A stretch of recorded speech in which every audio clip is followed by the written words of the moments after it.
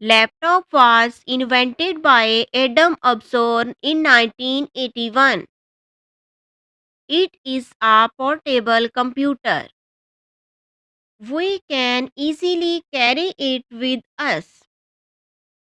It has a keyboard, a screen, and a touchpad. Laptop also has a replaceable battery. There is a thin screen inside the laptop. Laptops are used for official work, in education, and for general home computer use. Digital pictures are downloaded on a small laptop and sent via the internet on a mobile phone. Laptops have rechargeable batteries that can be used for a set period away from a power source.